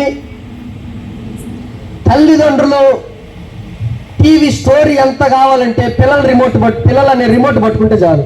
ఏంటి?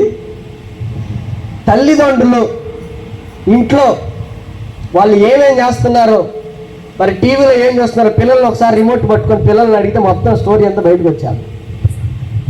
హల్లెలూయా. ఏంటి ఈరోజు మన ఇంటిలో మనకు సాక్ష్యం ఉందా? మన బిడ్డల గురించి నా కుమారుడు, నా బిడ్డ, నా కూతురు, నా కొడుకు ఇది అని మనం సాక్ష్యం చెప్పగలమా? హల్లెలూయా. కనుక ఈ రోజున మన కుటుంబంలో సాక్ష్యం ఉంది. అందుకని పెద్దలు ఒక సామెత ఏమన్నారు? పెద్దలు అన్న సామెత ఇంట గెలిచి ఇది చెప్పలేదంటే ఇంకా మనం నేనేం చెప్పలేను. ఇంట గెలిచి అరే ఎవరు మాట్లాడట్లేదు, ఒక్కరు కూడా మాట్లాడట్లేదు, పెద్దోళ్ళు కూడా.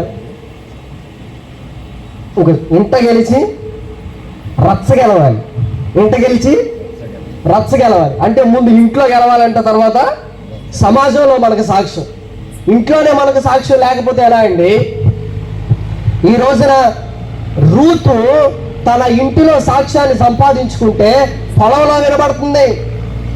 అత్త పైన చూపిన ప్రేమ, అత్తకు చేసిన పరిచర్య. కనుక ఈరోజు మన ఇంటిలో మన సాక్ష్యం ఎలా ఉంది? మంచి సాక్ష్యాన్ని సంపాదించుకోగలుగుతున్నామా? మన సంఘంలో ఉన్నారు, నా కుమారుడు మంచి భక్తుడయ్యా, నా మాటకు లోబడతాడయ్యా, నా కుమార్తె మంచి భక్తి పరురాలయ్యా, మా అమ్మ నా ఇదయ్యా అని మా హౌస్ విజిటింగ్ వెళ్ళినప్పుడు ఒక్కొక్కరు వాళ్ళ కుటుంబాల్లో ఒక్కొక్కరి గురించి సాక్ష్యం చెబుతుంటే కుటుంబం ఎలా ఉంటే బాగుంటుంది, అన్ని కుటుంబాలు ఎలా ఉంటే బాగుంటాయి కదా అని అనిపిస్తుంది. కనుక మన కుటుంబంలో మన సాక్ష్యాన్ని సంపాదించుకోవాలండి. ఏమండి, ఇప్పుడు నేను మైక్ పట్టుకొని ఎంతసేపు వాకింగ్ చెప్పాను కదా, నా గురించి నేను చెప్పుకున్నదంతా సుత్తి. ఏది నిజం? నా ఇంటిలో అర్థమవుతున్న బంధువులు వేరే కేటగిరీ. మళ్ళీ అమ్మ బంధువుల దగ్గర వాళ్ళు వేరే కేటగిరీ. ఎందుకంటే వాళ్ళు మనల్ని కొన్నిసార్లు తప్పుగా అర్థం చేసుకునే పద్ధతులు ఉన్నాయి. వాళ్ళు మనల్ని అన్ని వేళ ఇంట్లో మన ఇంటిలో ఉన్నవారు మనల్ని అర్థం చేసుకునేది వేరు, రక్త సంబంధులు బంధువులు అర్థం చేసుకునేది వేరు కదా. కనుక వారి దగ్గర తర్వాత సంగతి, ముందు మన ఇంటిలో సాక్ష్యం బాగుండాలి. నేను మైకు పట్టుకొని ఇంతసేపు గొంతు చించుకొని అరుస్తున్నాను, ఒకవేళ నా గురించి నేను ఇంత చెప్పుకున్నానండి, ఇదంతా సుత్తి లెక్కే నా దృష్టిలో. మీరేమన్నా అనుకోండి. ఏది అసలైన సాక్ష్యం ఏంటో తెలుసా? నా భార్య నా గురించి చెప్పేది అసలైన సాక్ష్యం, నా బిడ్డలు నా గురించి చెప్పేదే అసలైన సాక్ష్యం. మీరు అడగండి, నా భార్యని అడగండి, ఉదయకాల సమయంలో ఎన్నింటికి లేస్తాడు, ఎంత సమయం బైబిల్ చదువుతాడు, ఎంత సమయం వాక్యం సిద్ధపడతాడు, ఇంటిలో ఎలా ఉంటాడు, సమాజంలో ఎలా ఉంటాడు, అత్తమామల దగ్గర ఎలా ఉంటాడు అని కనుక మీరు ఎంక్వైరీ చేసుకోండి. దానికి పూర్తి అవకాశం, అధికారం నేను మీకు ఇస్తున్నా. నా గురించి ఎంక్వైరీ చేసుకోండి, నో ప్రాబ్లం ఎట్ ఆల్. ఎందుకంటే సంఘానికి ప్రతి ఒక్కరికి మాదిరిగా ఉండాలంటే ముందు నా బ్రతుకు బాగుండాలి కదా. అమ్మా ఒక ప్రశ్న అడుగు. నేను ఎప్పుడు ఒకటి ఆలోచిస్తాను, ఈ చేతికి ఒక రోగం వచ్చిందనుకోండి, ఈ కుడి చేతికి, నా కుడి చేతికి ఒక రోగం వచ్చిందనుకోండి. ఏ రోగం అంటే ఈ చేతుల నిండా బాగా పుండ్లు ఏర్పడిపోయి ఆ పుండుల్లో నుంచి సీమి, రక్తం, కారత, ఈ చెయ్యి చూస్తే వాంతి వచ్చేటట్టుగా ఉందనుకోండి. ఇదే చేతులతో మలై కాజా స్వీటు చేతితో తీసుకొచ్చి నోట్లో పెడితే మీరు తింటారా?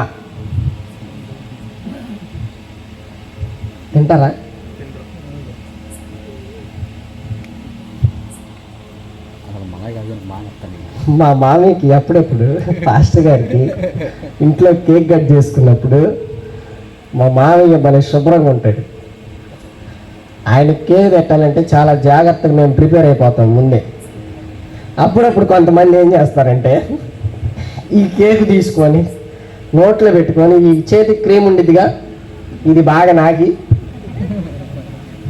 మళ్ళీ అదే చేత్తో కేక్ తీసుకొని పెడతారు. అందుకని ఆయన మన శుభ్రంగా ఉంటాడు. అందుకని మేము ముందుగానే ప్రిపేర్ అయిపోయి ఆయనకు పెట్టిన తర్వాత మేము తింటాం. అర్థమవుతుందా? ఎందుకు తినరు? మలాయికాయ బాగుంటుంది కదా. ఏం బాగలేదు? ఇప్పుడు నా చేతితో ఇస్తుంటే మీకు నచ్చట్లా. అలాగే నా బ్రతుకు బాగోకుండా మీకు మలై కాజా లాంటి మెసేజ్లు ఇచ్చినా అది బాగోదు. ముందు నా బ్రతుకు బాగుండాలంటే నా చెయ్యి బాగుండాలి. నా చెయ్యి బాగుండాలంటే నా బ్రతుకు బాగుంటే అప్పుడు నేను మలై కాజా లాంటి మెసేజ్లు ఇస్తే బాగుంటుంది. నా బ్రతుకు బాగోకుండా మలై కాజా లాంటి మెసేజ్లు ఇచ్చిన దానికి ఉపయోగం లేదు. హల్లెలూయా. మన ఇంటిలో మన సాక్ష్యం బాగుండాలి. హల్లెలూయా. తమిళనాడులో ఒక సేవకుడు ఉన్నాడు. ఆ సేవకుడు మంచి ప్రసంగికుడు, మంచి సంఘం, అద్భుతంగా పరిచర్య జరుగుతుంది. అయితే ఒకరోజు ఏం జరిగిందంటే ఆదివారం అయ్యగారు బలంగా ఉజ్జీవంతో దేవుడు గొప్పవాడు, ప్రేమమయుడు అని చెప్పి వాక్యం చెబుతున్నాడు. ఆయన ఈ మధ్యలో ఇక్కడ కూర్చుంటుంది పాస్టమ్ గారు లేచి ఇంటికి వెళ్ళిపోయింది.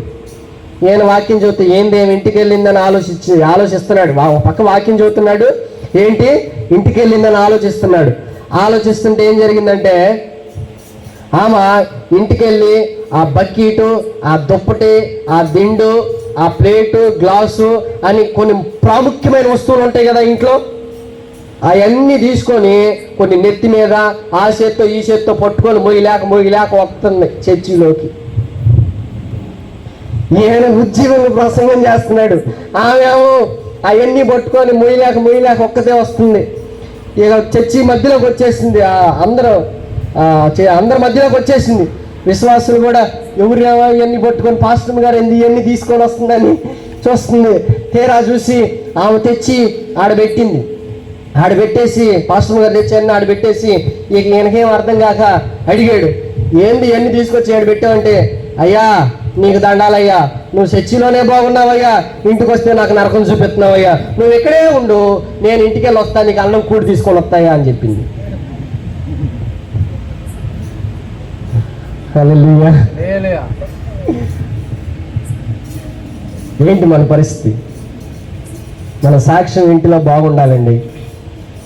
మన సాక్ష్యం ఇంట్లో బాగుండాలి. పరిమళ వాసన ముందు ఎక్కడ రావాలి? ఇంట్లో సెంటు కొట్టుకొని స్మెల్ చూపించుకుంటాం కాదు, మనం వస్తే మన గురించినటువంటి మాటలు ఇంట్లో వెదజల్లాలి. హల్లెలూయా. సమయం అయిపోవస్తుంది. ఆ తర్వాత మనము సాక్ష్యాన్ని ఎక్కడ సంపాదించుకోవాలి అని అంటే 3వ యోహాను 1వ అధ్యాయం 5వ వచనం.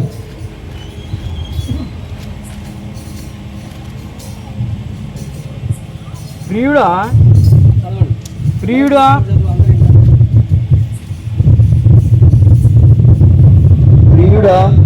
వారు పరదేశులైనను సహోదరులుగా ఉన్నవారికి నీవు చేసినదెల్లా విశ్వాసికి తగినట్టుగా చేయుచున్నావు. ప్రైస్తున్నాడు. హల్లెలూయా. జాగ్రత్తగా గాయు అనే సహోదరుడు ఉన్నాడు. ఎవరు? గాయు మంచి సహోదరుడు, మంచి విశ్వాసి. అయితే పరదేశి నుండి అంటే వేరే ప్రాంతం నుండి కొంతమంది సంఘ విశ్వాసులు గాయు దగ్గరకు వచ్చారు. ఎక్కడికి వచ్చారు? గాయు దగ్గరకు వచ్చారు. గాయు దగ్గరకు వస్తే ఈ గాయు ఏం చేశాడంటే చక్కగా అరే వీళ్ళు పాపం వేరే ప్రాంతం నుంచి వచ్చారు, వీళ్ళు కూడా దేవుని బిడ్డలే కనుక వీరికి మనం మంచి ఆతిథ్యం ఇవ్వాలని చెప్పి చక్కగా ఇంటిలో మంచి బిర్యానీ చేసి పెట్టి మంచి ఆతిథ్యం ఇచ్చి మంచిగా ఆత్మ సంబంధం విషయాలు పంచుకొని మంచి ప్రేమ చూపించిన తర్వాత గాయు అన్నాడు, బ్రదర్స్ మీరు చాలా దూర ప్రాంతం నుంచి వచ్చారు, మరి ఇక్కడే మా మందిరం ఉంది, రండి ప్రార్థనకి వెళ్దామని చెప్పి ఆ సహోదరులు కూడా ప్రార్థనకు తీసుకొని వచ్చాడు. ప్రార్థనకు తీసుకొని వచ్చిన తర్వాత అక్కడే ఆరాధన జరుగుతుంది. ఆరాధన జరిగే సమయంలో చక్కగా ఈ సహోదరులు ఉన్నారే వీళ్ళందరూ లేచి సాక్ష్యం చెప్పడానికి నిలబడ్డారు. ఈ గాయుకి ఏం అర్థం కావట్లేదు, వీళ్ళేంటి ఎక్కడి నుంచో వచ్చారు, ఆరాధనకు వస్తారు, తీసుకొస్తే చక్కగా వాక్యం వినేసి వెళ్ళకుండా వీళ్ళేంది సాక్ష్యం చెప్పడానికి నిలబడ్డారు అని చెప్పి ఆలోచిస్తున్నాడు ఈ గాయు. అయితే వాళ్ళు నిలబడి ఏం చేశారంటే, ప్రియ సంగమా మీలో ఒకడైనా మీ విశ్వాసి అయిన ఈ గాయు ఉన్నాడే, అతను మేము ఎక్కడో పరదేశులమైనటువంటి మేము ఈ ప్రాంతానికి వచ్చినప్పుడు మమ్మల్ని ఇంటిలో చేర్చుకొని చక్కగా మాకు ఒక ముద్దు పెట్టి ఆత్మ సంబంధమైన విషయాలు మాట్లాడి మమ్మల్ని ఎంతో ఆదరించి భలే చూసుకున్నాడు, నిజంగా చాలా బాగా చూసుకున్నాడు అని సంఘము ఎదుట సాక్ష్యం ఇచ్చాడు. ఏమిచ్చాడు? సంఘము ఎదుట సాక్ష్యం ఇచ్చాడు. ఎవరి ఇల్లు? సంఘంలోని వారు కాదు, మళ్ళీ సంఘము బయట ఉన్న వాళ్ళు సంఘంలోకి వచ్చి ఒక విశ్వాసి గురించి సాక్ష్యం ఇచ్చాడు. కనుక 4వదిగా మన సాక్ష్యం సంఘంలో సంపాదించుకోవాలి. హల్లెలూయా. సంఘంలో మన సాక్ష్యం బాగుండాలి. పరదేశులైన వారు సంఘంలోకి వచ్చి గాయు గురించి సాక్ష్యం ఇచ్చినట్లుగా మనం కూడా మన సంఘంలో మంచి సాక్ష్యాన్ని సంపాదించుకోవాలి. ఏంటి మన సంఘంలో మంచి సాక్ష్యం? నిజంగా వాస్తవంగా దేవుని సన్నిధిలో నిలబడి యథార్థంగా నేను చెప్తున్నా, 30 గ్రామాల నుంచి ప్రజలు వస్తుంటే దువ్వూరు ప్రజలు, దువ్వూరు ప్రాంత నివాసులు, ఇక్కడ నుంచి వచ్చే వారందరి గురించి మావి గారికి కానీ నాకు కానీ మా హృదయాల్లో ఒక ప్రత్యేకమైన స్థానం. 29 గ్రామాలు ఒక ఎత్తు అయితే మీరందరూ మాకు ఒక ఎత్తు. పని చేసే విషయంలో, కష్టపడే విషయంలో, మరి అక్కడ ముందుండి నడిపించే విషయంలో, అసలు అన్ని విషయాలు, ఏ విషయంలో లోపం ఉందని చెప్పమంటారు నన్ను? ఏ విషయంలో లోపం లేక దేవుని కొరకు నిస్వార్థంగా కష్టపడేవారు ఉన్నారంటే ఈ దూరు ప్రాంత నివాసుల గురించి చక్కని సాక్ష్యం మావయ్య గారు చెప్పగలను, నేను చెప్పగలను.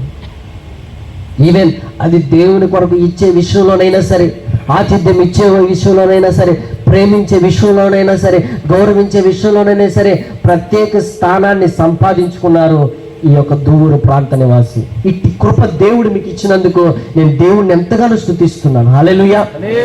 అలాగే మీరు ఈ సాక్ష్యాన్ని తుది వరకు సంపాదించుకోవాలి. సంఘంలో సాక్ష్యం సంపాదించుకోవాలంటే ఒక ఇద్దరి దగ్గర నుంచి సాక్ష్యం సంపాదించుకోవాలి. ఒకటి, నీ పక్కనే ఉన్న తోటి విశ్వాస దగ్గర నుంచి నీ సాక్ష్యం ఏంటి? 2, సేవకుడు నీ గురించి చెప్పే సాక్ష్యం ఏంటి? సంఘంలో సాక్ష్యం సంపాదించుకోవడం అంటే నీ పక్కనే కూర్చున్నటువంటి నీ తోటి విశ్వాసి నీ గురించి సాక్ష్యం చెప్పాలి. శ్రద్ధగా వాక్యం వింటదే, భలే డిస్టర్బెన్స్ నాకు అసలు. వాక్యాన్ని వినరండి, శ్రద్ధగా వాక్యం చదువుతుంటే ఫోన్ చూసుకొని వార్తలు చూసుకుంటూ ఉంటారు, జోకులు వేసుకుంటూ ఉంటారు. ఏంటి పద్ధతి? దేవుని సన్నిధి అది. ఒకసారి కనుక దేవుడు ఆజ్ఞాపించాడంటే మండుచున్న అగ్ని వచ్చి కాల్చి పడేస్తుంది అందరినీ. దేవుని సన్నిధి అంటే అంత భయభక్తులు మనం ఉండాలి. ఏంటి నీ తోటి విశ్వాసి ఇచ్చే సాక్ష్యం? అయ్యే నా పక్కనే ఉన్న విశ్వాసి భలే ప్రార్థన చేస్తాడండి, నా పక్కనే ఉన్న విశ్వాసి మందిరానికి వస్తే మాట్లాడండి, ప్రార్థన అయిపోయిన తర్వాత ప్రేమగా నన్ను పలకరిస్తాడండి, ఆ మందిరానికి వచ్చినటువంటి విశ్వాసి చక్కగా ఆదరిస్తాడండి, దేవుని వాక్యం శ్రద్ధగా వింటాడండి అని తోటి విశ్వాసి మన గురించి ఇచ్చే సాక్ష్యం ఏంటి? ఆ తర్వాత సేవకుడు ఇచ్చే సాక్ష్యం ఏంటి? తోటి విశ్వాసి దగ్గర సాక్ష్యం ఉండాలి, బలిపీఠం మీద నిలబడి వాక్యం చెప్పే సేవకుడి దగ్గర సాక్ష్యం ఉండాలి. సంఘంలో సాక్ష్యం అంటే అదే. హల్లెలూయా. ఏమంటే మనం చచ్చిపోతాం కానీ మన సాక్షి జీవితం, దానికి మరణం లేదు. కనుక మనం బ్రతికిన 4 రోజులు మంచి సాక్ష్యాన్ని సంపాదించుకోవాలి. నతానియేల్ అంకుల్ గారు చనిపోయారు, ఎన్ని సంవత్సరాలు అయిపోయింది, కానీ ఆయన గురించినటువంటి సాక్ష్యం చక్కగా వంట చేస్తాడయ్యా, బాగుంటాడయ్యా అని చక్కగా సాక్ష్యం ఉందా లేదా? సంఘంలో మనం మంచి సాక్ష్యాన్ని సంపాదించుకోవాలి. కష్టపడతాడండి, నిలబడతాడండి, ప్రార్థన చేస్తాడండి, సపోర్ట్ ఉంటాడండి. అసలు ఒక వ్యక్తి సంఘంలో మరణిస్తే ఆ వ్యక్తి నిమిత్తం పరిస్థితి ఏంటిరా నాయన అని ఆలోచించాలి. ఇక నుండి పరిస్థితి ఏంటి అంటే ఇక నుంచి లోటు, మనం లేని లోటు సంఘం అనుభవించాలి. అది సాక్ష్యం. ఒక్క మాటలో చెప్పాలండి, మనం లేని లోటు. అరే వాడు ఉంటే బాగుండేదిరా, ఆ అమ్మాయి ఉంటే బాగుండేదిరా, ఈరోజు పని ముందుకెళ్ళిపోయేది. మనం లేని లోటు అక్కడ కనిపించాలి. అది సంఘంలో సాక్ష్యం అంటే. హల్లెలూయా. ముందుకెళ్ళిపోతా, సమయం లేదు. హల్లెలూయా. ఆ తర్వాత 1 తిమోతి 3:7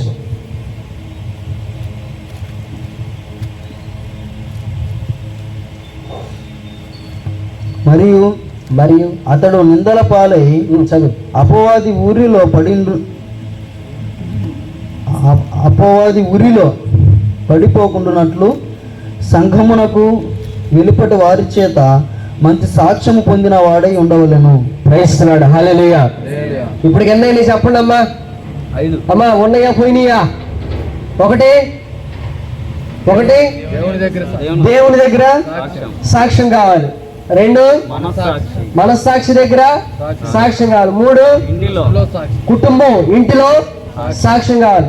4 సంఘములో లోపల సాక్ష్యం కావాలి. 5 సంఘము బయట, సంఘము వెలుపటి వారి చేత మంచి సాక్ష్యం పొందాలి. సంఘం బయట అంటే ఎక్కడ? సంఘం బయట అంటే ఎక్కడ? రోడ్ల మీద. సంఘం బయట అంటే దాని అర్థం ఏంటంటే, మనం షాప్కి వెళ్తాం కదా, మనం వెళ్ళే షాప్ వాడు సాక్ష్యం ఇవ్వాలి మన గురించి. మనం ఉద్యోగాలు చేసుకుంటానికి వెళ్తున్నాం కదా, ఆ ఉద్యోగ స్థలాల్లో ఇట్లాంటి ఎంప్లాయీని నేను ఎప్పుడు చూడలేదండి, ఇట్లాంటి వాడు మళ్ళీ దొరకడేమో మాకు అని సాక్ష్యం ఇవ్వాలి. ఒకవేళ మనం చేపల చెరువులు చేస్తున్నాం, ఏదైనా బిజినెస్ చేస్తున్నామా, ఇలాంటి వ్యాపారిని నేను ఎప్పుడు చూడలేదండి, ఇలా కష్టపడేవాడిని నేను ఎప్పుడు చూడలేదండి, ఇలాంటి యవనస్తుడు, ఇలాంటి స్టూడెంట్ని నేను ఎప్పుడు చూడలేదండి, ఇలాంటి టీచర్ని నేను ఎప్పుడు చూడలేదండి, ఇలాంటి ప్రిన్సిపల్ని నేను ఎప్పుడు చూడలేదండి. విశ్వాసులమైన మనం, మన వాసన ఎక్కడ రావాలి? సంఘం బయట, సమాజంలో వినపడాలి.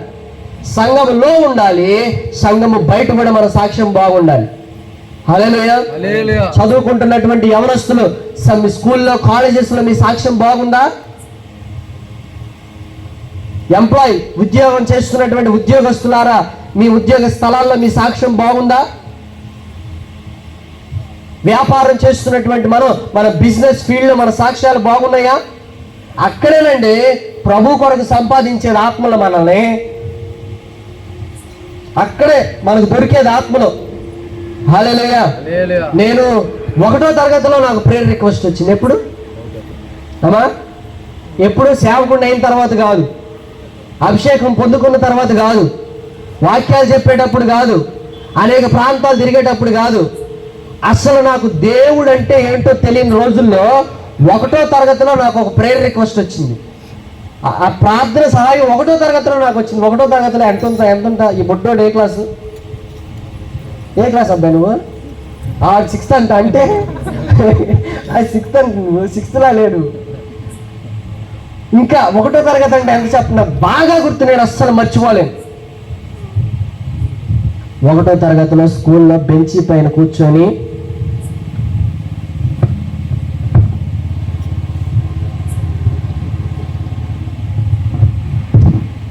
అట్ట ప్రార్థన చేసుకునేవాడిని. నా చదువు దినాలన్నీ, ప్రాముఖ్యంగా స్కూల్ డేస్, స్కూల్ చదివే రోజుల్లో ఆ టేబుల్ మీద పడి లంచ్ టైంలో టీచర్ రావడం ఆలస్యం అయితే అప్పుడప్పుడు ప్రార్థన చేసుకుని, ఏసయ్యా ఈరోజు ఈ పీరియడ్కి టీచర్ రాకూడదు. ఎందుకు?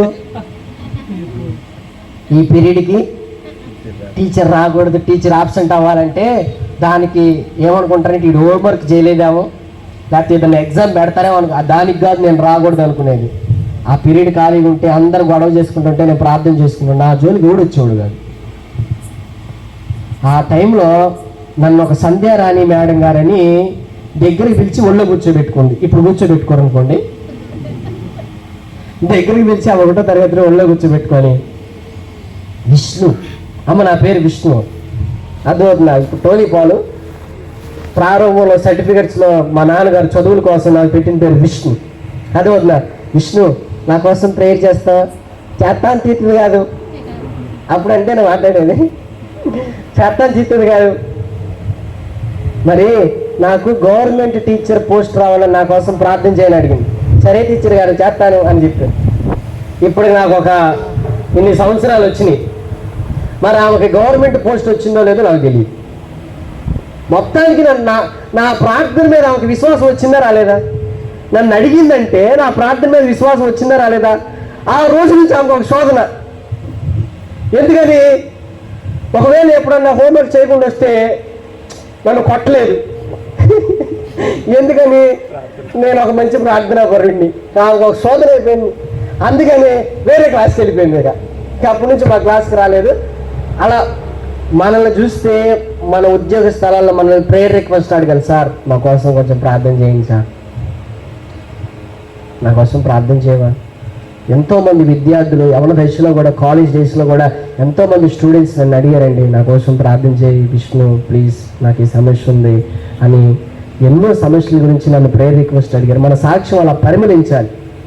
హల్లెలూయా. అర్థమవుతుందా?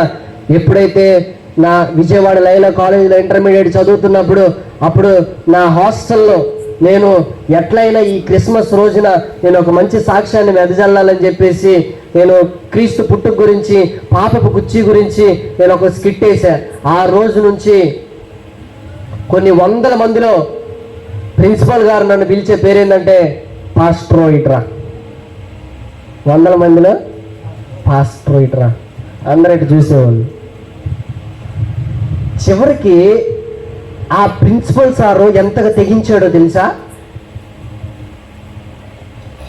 కేవలం నా కోసం ఒక కొత్త రూల్ పెట్టాడు. ఏంటో తెలుసా? వాస్తవానికి అలా చేయకూడదు, ఏ కాలేజీలు కూడా అలా చేయకూడదు, కానీ చేశాడు ఆయన. వాస్తవానికి ఏం చేశాడు తెలుసా? వారంలో ఒక గంట క్లాస్కి హిందువులందరినీ ఒక హాల్లోకి పంపిస్తాడు, ముస్లింలందరినీ ఒక హాల్లోకి పంపిస్తాడు, క్రైస్తవులందరినీ ఒక హాల్లోకి పంపిస్తాడు. ఆ క్రైస్తవులు, ఆ గర్ల్స్ బాయ్స్ అమ్మాయిలు అబ్బాయిలు ఉన్న ఆ 300 మంది క్రిస్టియన్ పిల్లలకి వాక్యం చెప్పమని నన్ను నిలబెట్టేవాడు. అప్పుడు తూ రాదు తా రాదు నాకు. హల్లెలూయా. ఆయన తెగించాడు ఆ పని చేయడానికి. ఆ రూల్ నేనున్న 2 సంవత్సరాలు ఆ రూల్ అలాగే జరిగింది. కనీసం నెలకు 2 సార్లైనా ఆ 300 మందికి ఏదో నాకు వచ్చిన భాషలో పిచ్చో ఏదేదో చెప్పేవాడిని. ఏం చెప్పే నాకు ఇప్పటికి గుర్తులేదు. వాడబడ్డా ప్రభు వాడుకున్నాడు. హల్లెలూయా. విజయవాడ పోలీస్ స్టేషన్లో అబ్రహాం అనే వ్యక్తి ఉన్నాడు. నోరు తెరిచి పత్రిక ఇచ్చి యేసుప్రభుని నమ్ముకోండి, యేసుప్రభుని నమ్ముకోండి, యేసుప్రభుని నమ్ముకోండి అని పోలీస్ స్టేషన్లో ఒక్కసారి కూడా నోరు తెరిచి యేసుప్రభు గురించి చెప్పలా. నీతిగా బతికాడు, బల్ల కింద చేతులు పెట్టలేదు, యథార్థంగా బతికాడు, ఖాళీ సమయాల్లో బైబిల్ చదువుకునేవాడు, ప్రార్థన చేసుకునేవాడు, దొంగ రాతలు రాసేవాడు కాదు, నీతిగా బ్రతికేవాడు. ఎంతటి పై అధికారైనా నీతిగా బ్రతికేవాడు, ఎవరికి భయపడేవాడు కాదు, దేవుడికి భయపడేవాడు. ఆయన్ని చూసి మిగతా 2 పోలీసులు యేసు ప్రభుని నమ్ముకున్నారు. హల్లెలూయా. ఎలా జరిగింది ఇది? మన బ్రతుకు ఒక సువార్త అవ్వాలి. సంఘము బయట, సమాజంలో ఏంటి మన సాక్ష్యం? హల్లెలూయా. సంఘంలో నుంచి బయటికి వెళ్తే మన విశ్వరూపాలు బయటపడతాయి. అదవుతుందా? పడాల్సింది మన విశ్వరూపం కాదు, యేసయ్య రూపం. ఏ రూపం బయటపడాలా? మన విశ్వరూపం కాదు, యేసయ్య రూపం బయటపడాలి, యేసయ్య ప్రేమ బయటపడాలి, యేసయ్య జాలి బయటపడాలి. కనుక ఈరోజు సంఘం బయట మన సాక్ష్యం ఏంటి? మన సాక్ష్యం బాగుందా? సంఘం బయట మన ఇరుగు పొరుగు వారు మన గురించి ఇచ్చే సాక్ష్యం ఏంటి? మన పని చేస్తున్న స్థలాల్లో మన గురించి ఇచ్చే సాక్ష్యం ఏంటి? హల్లెలూయా. దేవుని కొరకు సాక్షిగా బ్రతికే మనం ఈ 5 దగ్గర నుంచి సాక్ష్యం లేకపోతే ఆ సాక్ష్యం అంత ఫలభరితంగా ఉండదు. కనుక మనం దేవుని కొరకు సాక్షిగా బ్రతికి అనేక మందిని దేవుని వైపు తిప్పే వారంగా ఉండాలంటే 5 దగ్గర నుంచి సాక్ష్యం పొందుకోవాలి. 1, దేవాతి దేవుని దగ్గర నుంచి మనకు సాక్ష్యం కావాలి. 2, మనస్సాక్షి నుంచి మనం సాక్ష్యాన్ని సంపాదించుకోవాలి. 3, మన కుటుంబంలో మన గురించి సాక్ష్యం సంపాదించుకోవాలి. 4, మనము సంఘము లోపల సాక్ష్యం సంపాదించుకోవాలి. 5, మనము సంఘము బయట మన సాక్ష్యాన్ని సంపాదించుకోవాలి. హల్లెలూయా. అప్పుడు జీవితం మంచి వాసన వస్తుంది, మంచి వాసన. హల్లెలూయా. ఇలా బ్రతికితే చనిపోయిన తర్వాత కూడా మనం బ్రతికే ఉంటాం, మన సాక్ష్యం బ్రతికే ఉంటుంది. ఏసన్న గారు వాళ్ళు, భక్తి సింగ్ గారు వాళ్ళు, రేనాడ్ బొంకే, బిల్లీ గ్రహం, ఇలా విలియం కేరీ ఎంత మంది చచ్చిపోయారు? చచ్చిపోయినట్టుందా? ఎప్పుడు చూసినా వాళ్ళ గురించి వింటానే ఉంటాం. మన గురించి మన ముందున్న తరాలు మాట్లాడుకోవాలంటే మన సాక్ష్యాలు బాగుండాలి. హల్లెలూయా. ఆదరణ కుడిగుల్లో చెప్పటం కాదు, మనం బ్రతుకున్నప్పుడే మన సాక్ష్యాన్ని మనం వినవాలి. హల్లెలూయా. కనుక మనందరం కూడా 5 దగ్గర నుంచి సాక్ష్యాన్ని సంపాదించుకొని దేవుని కొరకు సాక్షిగా బ్రతుకుని దాక గురించి ప్రార్థన చేసుకున్నాం. హల్లెలూయా, హల్లెలూయా, హల్లెలూయా, హల్లెలూయా, హల్లెలూయా, హల్లెలూయా, హల్లెలూయా.